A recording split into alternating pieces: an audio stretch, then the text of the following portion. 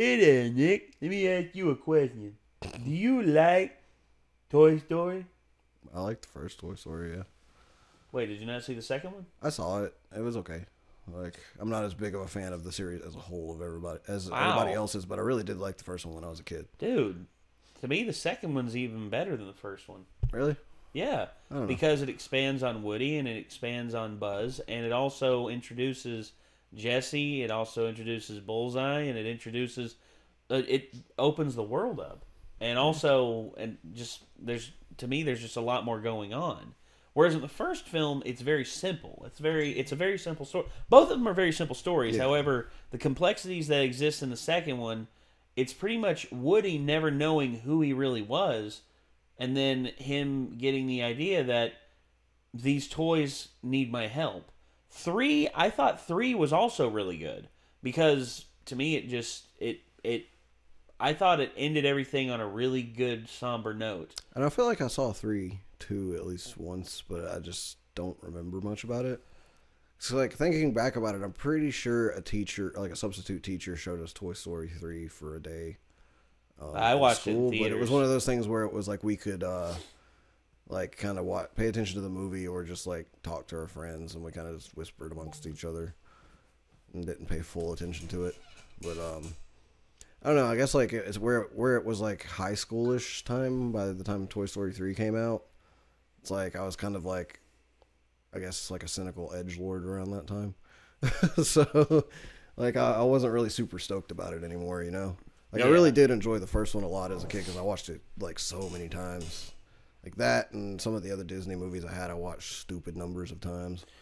I watched Toy Story 3 in theaters, and there was a part of it where everyone in the theater was just like dead quiet, and they couldn't stop themselves from just being like, oh my gosh, is this really happening? And 4, I'm interested to see what they're going to do with, although I will say, given that, okay, I am hoping that this is really good. I'm hoping so. Toy Story, to me, I've never seen a bad Toy Story movie. I've seen a bad Pixar film, Cars 2. Very bad Pixar film. That was not a good film. But so far, Pixar seems to be back on track again. They did Coco. They did dang it, my brain not working. And another one, a mediocre one, Monsters University. Monsters University was mediocre. But Incredibles 2, I thought Incredibles 2. They did a Monsters Inc. too, didn't they? Not yet, I don't think. Oh, they didn't? Okay. Not yet. Monsters University was basically the second one? Yeah, and it was a prequel. Yeah. So, let me see. Pixar films. There we go. So, all things considered, feature films. There we are. Pixar films. So, I don't know what the most recent one was they did. Coco, I think. Coco and Incredibles 2. Okay, yeah. So Incredibles 2 obviously was fantastic. Oh, Incredibles 2, I think I thought it was just as good as the original. It expanded the world, showed us more characters. And the only problem I have is the villain. I kind of feel like I liked it a little bit better than the original to an extent. That's fine. So. Finding Dory was also pretty good. That I've only seen.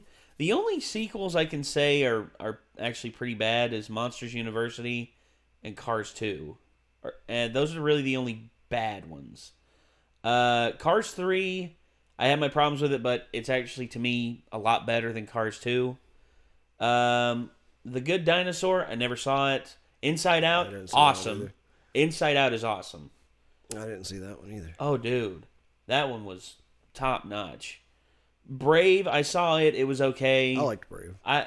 The interesting thing about that film, it came out on my birthday. It came out on my 24th birthday. So, hey, there you go. Shows you just how old I am. Loved Up. To me, okay, the opening 15 minutes of Up, I think tells a better story than most films do in 2 hours. Yeah. Because that story, the opening with Walter and Ellie and showing their life together and everything. It's heart-wrenching, gut-wrenching, and heartwarming. Everybody's gonna think I'm a psychopath for laughing when I hear that. No. Go ahead. Everybody else is like sad, but Always Sunny did a fucking joke about that whole thing.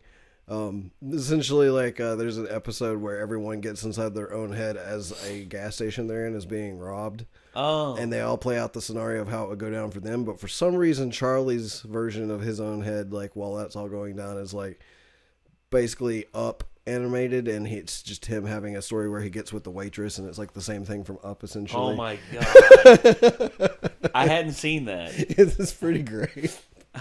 So well, yeah, I Always Sunny to I ruin can't a not perfectly laugh good moment. whenever I think about that. No, it's fine. It's fine. But to me, the reason why it was so heart-wrenching to me is because that was actually around the time when my grandma died. And she actually went very sudden. Like she woke up one morning, talked to my granddad a little bit. My granddad went in the kitchen to make something. He came back and she was dead. Wow, damn. Oh yeah, it was. I remember my mom calling me when I was in college still. I was in college. My mom called me up and said, I need you to come to Nene and Paul's house right now. And I'm like, okay. So I emailed my professors, told them that I wasn't going to be at school today. I wasn't going to be in classes the rest of the day. And then I got there and my mom told me what happened. And I sat down on the floor and I was just like, how did this happen? And Turns out she her lungs just gave out on her. She smoked for better part of 40 years, and she smoked 2 to 3 packs a day. So, goes to show you what that does. You want to hear some shit about my mama? What's that? My family doesn't like to tell me important shit, apparently. Oh boy. So, like when my granny was passing away. They actually did tell me, it's like, hey, you should come visit your granny. You know, she's not going to last much longer. By the time I got there, she was already, like, you know, asleep and drifting away. And so I didn't actually get to talk to her or anything before she was gone. When my mamaw passed away, apparently they had been with her, like, most of the day, but I was at work at FYE.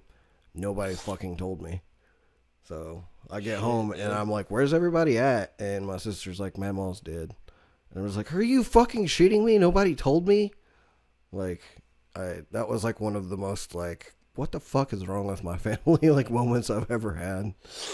I don't know, man. And then my papaw, like we figured, would not be too far behind her. And unfortunately, turned out to be instead of, like, you know, the regular, like, way he could have gone, my papaw apparently fell while he was, like, upstairs. And, my aunt and uncle were living in the basement, but they didn't hear it, and so they found him in the morning. So I don't really know if he fell and, you know, hurt himself bad enough to go, or if it was just that he went and fell. But it was kind of morbid. Holy shit, dude. We've been talking for 9 minutes. Yeah. So I just made the Toy Story, we just made the beginning of the Toy Story TV spot very depressing, so... Hopefully this is not a depressing movie. And it will cheer us back up. You got a friend in me. Randy Newman, I'm more depressed. This place is amazing. Wasn't Buzz gonna meet us here? He must be held up somewhere. Hey, Bopi. Oh, no. Hey, up here, Astro Boy. If you think you can take our top prize spot, you're wrong. Dead wrong. Help me get out of here. I'll help you. With my foot. Wow. Yeah. How you like that, Cheetah? Oh, to infinity and my foot. Boom. In the vacuum of space, they cannot hear you scream. Nice. That's actually pretty funny. That's funny. So, Key and Peele, once again. Yeah. A lot of people are saying that they're going to steal the movie because of just how funny. Probably. Well, given it's Key and Peele, I mean, Key and Peele, you put them together, you're almost guaranteed to get magic. Yeah. So I'm wondering how much they're in the film. Their whole thing about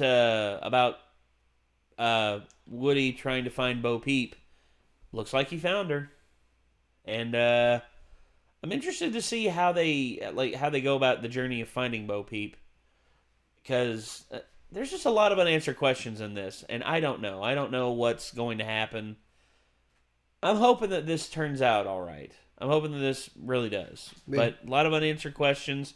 We'll see how things go. We'll see. It'll probably end up being pretty decent, at least. Well, the fact that Key and Peele's in this probably has put it up a few points in your book. Yeah, that too. Especially because they're actually funny. They're not. Yeah, they're not. They're actually giving them funny stuff to do. I feel like they probably looked at it beforehand too, instead of just being like, "I want to be in Toy Story 4." Hell yeah, dude! They probably looked at it and they're like, "Yeah, this looks like it'll be really good. Yeah, we'll do it." Probably. Who knows? They could have just been like, "Yeah, we'll do it," not really caring. But I'm excited to see this. I want to see this. So I don't know what the actually. Let me see what the release date is on this. So let's see. Okay. There we go. Come on, come on, get up there. There we go. Okay. So this comes out June 21st, the day before my birthday. Right on. The day before my 31st birthday. God have mercy. So you basically get to see Toy Story 4 for your birthday. Oh. God, I'm old. 31 years old. I'm almost 30, so. But you're not there yet. Yeah, but I will be soon. Shit. It's only 2 months away. Yeah, and mine's only 4 months away. Oh, God, I feel so bad now.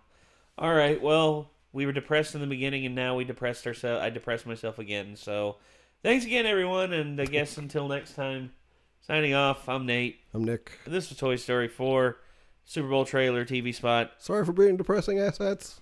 See ya. Bye.